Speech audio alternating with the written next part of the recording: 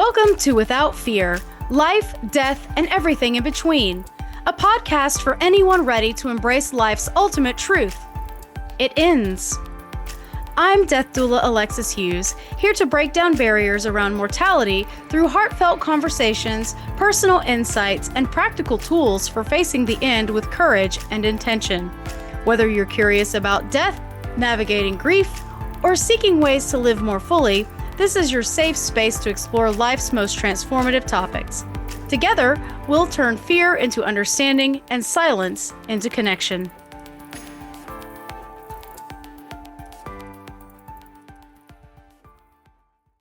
Hello, my friend. I see you. Maybe you clicked on this episode out of curiosity, or maybe you've been avoiding a conversation like this for a long time. Or maybe you've joined the club no one wants to join. Death has already touched your life in a way you weren't ready for. But no matter what brought you here, welcome. I'm Alexis Hughes, and this is Without Fear, Life, Death, and Everything in Between. This is a space where we talk about life's final chapter, not with dread or with avoidance, but with open hearts and open minds.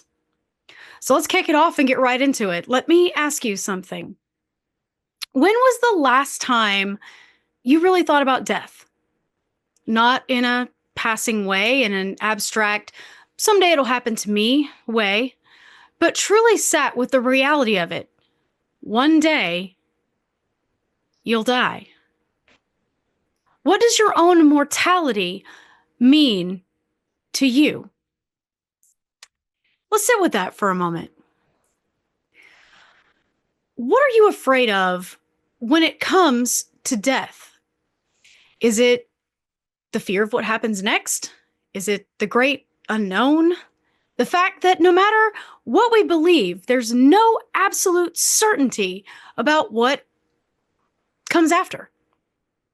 Maybe it's the process itself, the pain, the loss of control, the sense of slipping away.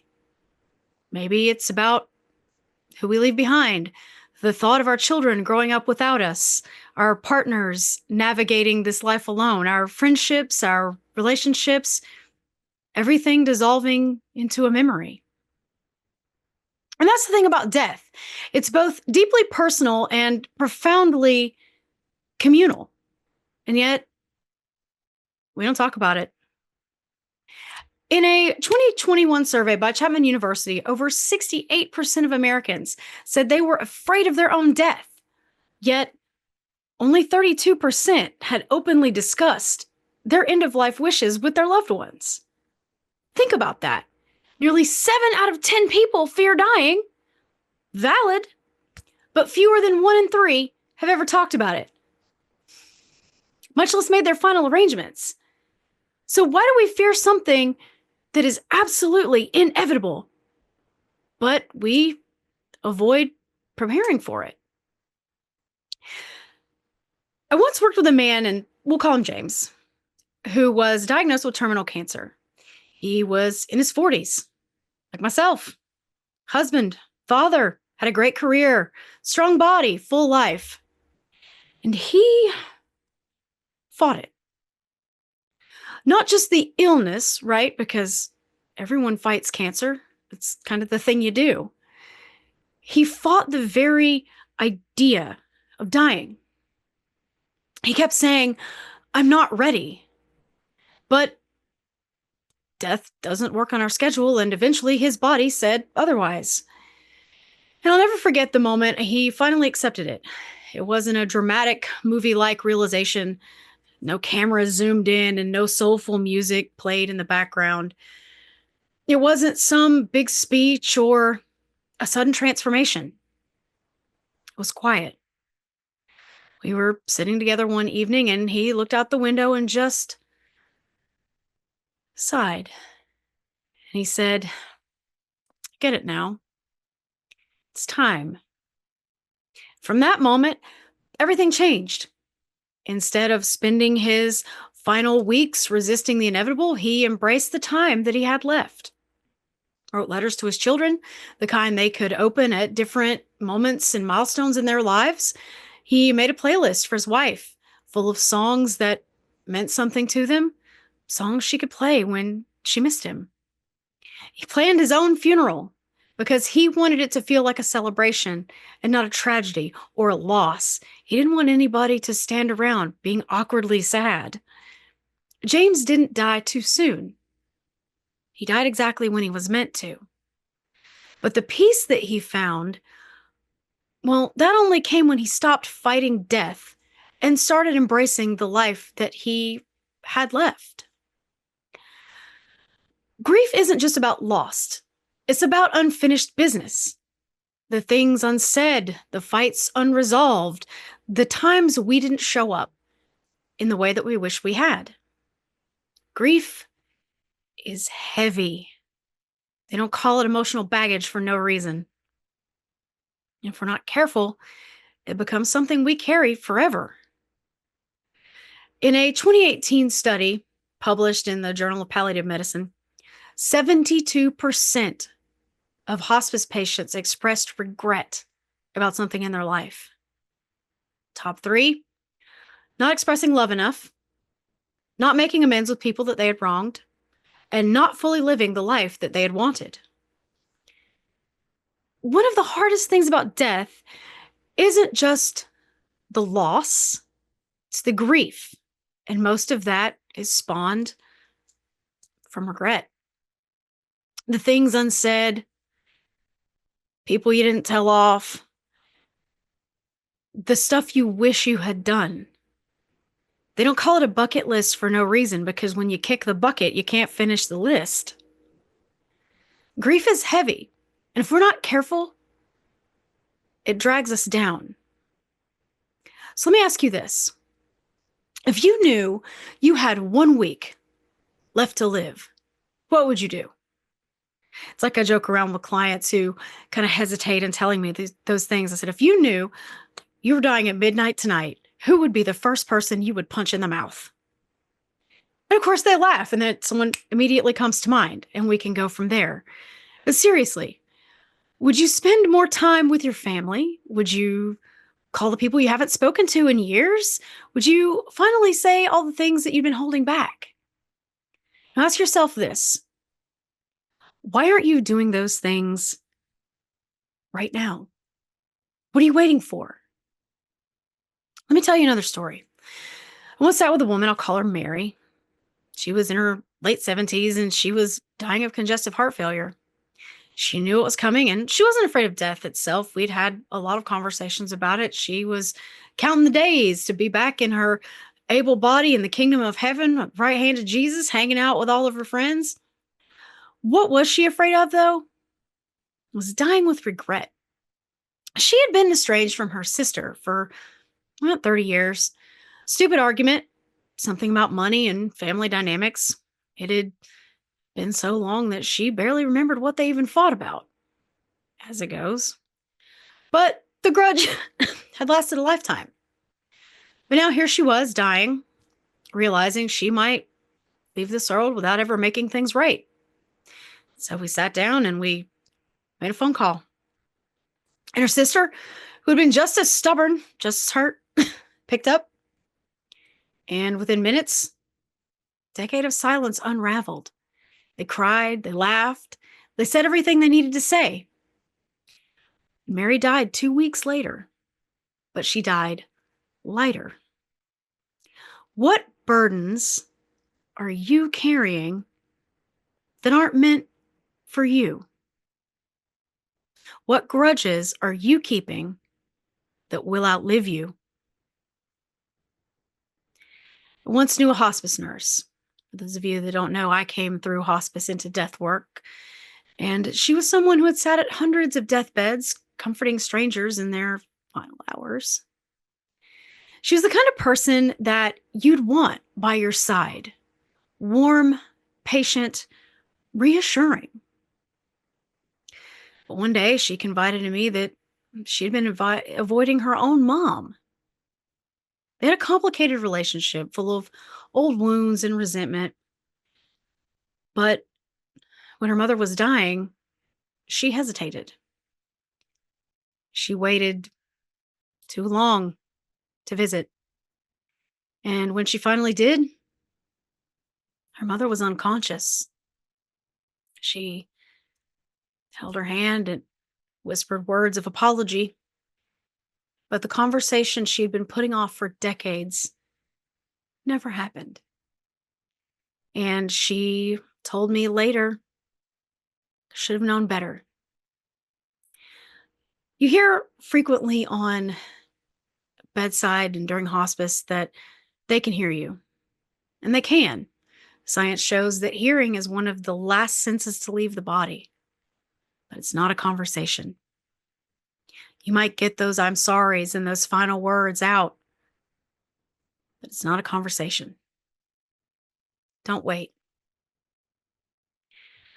We avoid talking about death, and then it happens, and we're completely unprepared. You know what happened in 2020? Of course you do. The pandemic happened. But do you know what else happened? A mass reckoning with death. COVID-19 put death in front of us in a way that we hadn't seen in generations. Since the Spanish flu in the early 1900s, people were dying in hospitals without their families. Funerals were held over Zoom. We lost over 7 million people worldwide. And yet, we weren't ready. How many of those people had end-of-life plans? How many had advance directives, wills, conversations with their families about what they wanted? Very few. Because our society has conditioned us to avoid death, to pretend it isn't coming. And when it does, we scramble, we panic, we make choices in crisis instead of with intention. The problem isn't that death happens, it's that we don't prepare for it. We're going to take a break. When we come back, I want to talk more about the pandemic, how that meant death to all of us worldwide, what we can do about it, and further living with no regrets. If you're curious about me and what I do and you want to hear more, you can go to withoutfeardoula.com and check out all of my work, where I get all my knowledge, and a class that I'm offering at Cleveland State. 6-week class about how to be a death doula. So if you're into what I do and you want to do it too, withoutfeardoula.com.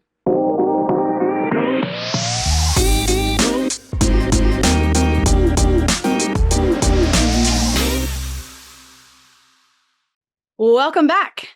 Hope you're enjoying episode 1 so far. I am nervous, if you can't tell, that I messed up my own URL. It's withoutfeardoula.com, but it's my first podcast, so you can't be mad at me. And if you're dealing with death all the time, you have to be funny, so get ready to laugh with me, sometimes awkwardly, but here we go. So we left off, we were talking about COVID-19. We look in the rearview mirror and we see it, and we think that we're past it, but COVID-19 didn't just take lives. It forced us to confront death in ways we weren't prepared for. It became inescapable, unavoidable. Turn on the news, death tolls rising by the hour. Open social media, friends and family posting about sudden losses. Look out the window, empty streets, hospitals overrun, everyone holding their literal breath. Over 7 million people died worldwide. 7 million empty chairs at dinner tables. 7 million unfinished conversations. 7 million stories cut short. And yet, despite the scale of loss and despite the daily reminders of mortality, we weren't ready. Families were scrambling. Funerals were held over Zoom. People were dying alone. And the last time you saw your families were through windows. But for the first time in modern history, thanks to the internet and social media, death became a shared global experience. And for so many, the pandemic really made our greatest fear a reality, one that we couldn't look away from. That was dying alone. Hospitals were overwhelmed. There were protocols in place. Families weren't allowed inside. Patients, some conscious, some barely breathing, said their goodbyes over video calls or through a nurse's gloved hand. Doctors and nurses became the last faces that many people saw, and phone screens became the final touch of connection. I remember reading about an elderly woman, 84, who had been married for over 60 years. And her husband had dropped her off at the hospital, fully expecting her to come home. Instead, she spent her final days alone, surrounded by strangers in PPE, unable to hold her husband's hand. Her family said their goodbyes through an iPad, and that's how she left this world. She wasn't alone in that experience. And how many of us have thought, I don't want to die alone? And yet, for so many, that is exactly what happened. And in the first year of the pandemic, traditional funerals mostly weren't possible. Instead of gathering to grieve together, families stared at pixelated images on Zoom, trying to find closure through a screen. People weren't able to hug. They couldn't share their stories in person. There were no hands to hold. For many, the ritual of saying goodbye never happened at all. In the US alone, over 200,000 people were buried or cremated without their families present. Think about that. Hundreds of thousands of people, and no one there to see them off. A son grieving his mother, with only a priest and a nurse beside the casket. A daughter mourning her father while isolated in her apartment, lighting a candle alone. A spouse staring at an empty hospital bed, unable to even say I love you one last time. It robbed people of closure. And that's something that lingers because grief is meant to be shared. It takes a village doesn't just mean for a child. It takes a village always for everything. We're meant to gather and hold each other up, to tell stories, to cry together. And now, years later, people are still carrying unresolved grief from that time. It wasn't just a personal loss, it was everybody's lost.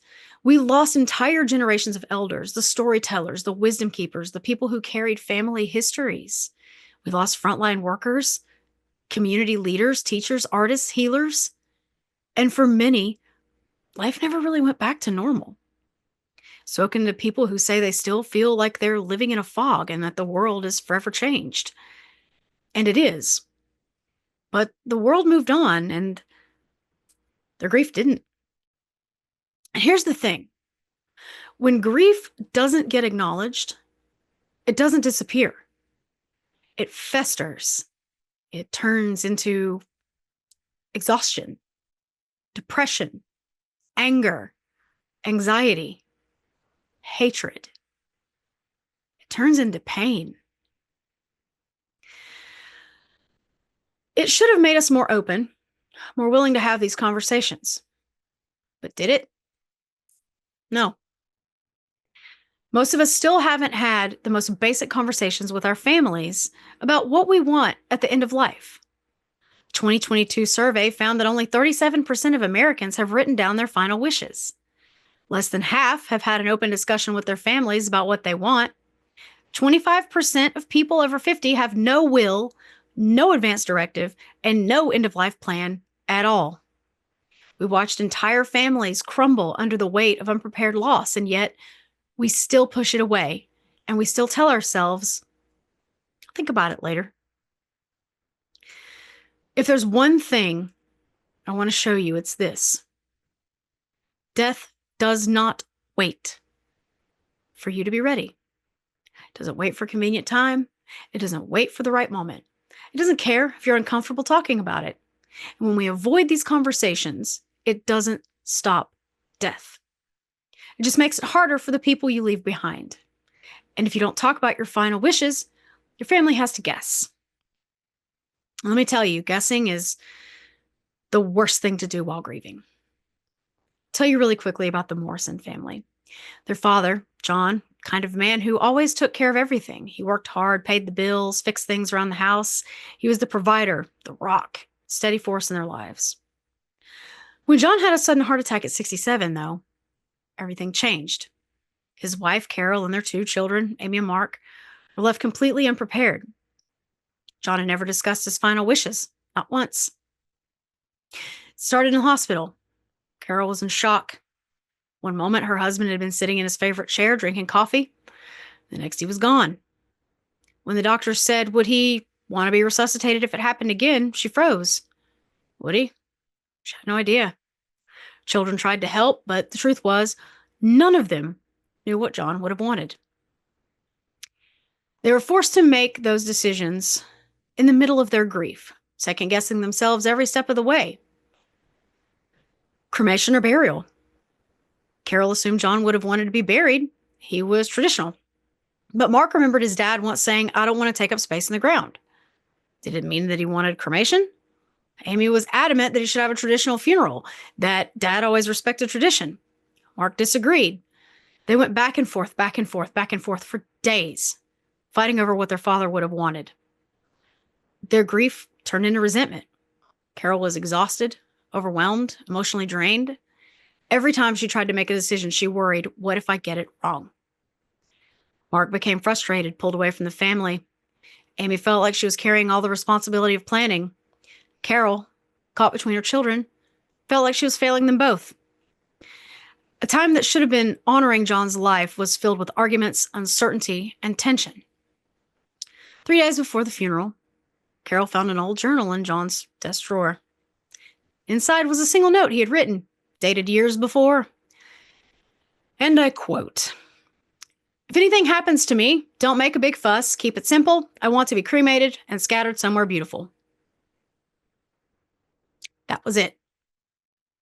And that's why these conversations matter. A family torn apart by indecision and grief could have been saved all of that. What you can do today is I want you to think about this story. Do your loved ones know your wishes? Have you ever had an open conversation about, do you want to be buried or cremated? There's other options. What kind of funeral or memorial do you want? Do you want aggressive medical treatment at the end of life, or would you prefer comfort care? If you can't make decisions for yourself, who do you want to speak for you? These conversations can be uncomfortable, but they're a gift to the people we love. We can't control death, but we can control how much suffering we leave behind. So where do I come in? As a death doula, my job isn't to stop death. It's not even to soften it. It's to make space for it. I sit with the dying so they're not alone. I help families navigate grief before it happens. I teach people how to say goodbye before they have to. And I help people die intentionally. Sometimes I help the living too. Because sometimes the person who needs a death doula isn't the one dying. Sometimes it's the son who didn't get along with his father, the friend who doesn't know how to say goodbye. I'm there for all of that. So why did I start this podcast? Because we need to have these conversations. This isn't just a place to learn about death. It's a place to learn about life. Future episodes will talk about how different cultures approach death, the myths and fears around death, how to prepare for your own death, not just practically, but emotionally. Death isn't the enemy, isn't a thief. It's a teacher. The more we talk about it, the more we live. If this episode resonated with you, please subscribe, share, and leave a review. Check me out at withoutfeardoula.com. And remember, you don't have to fear death. Not anymore.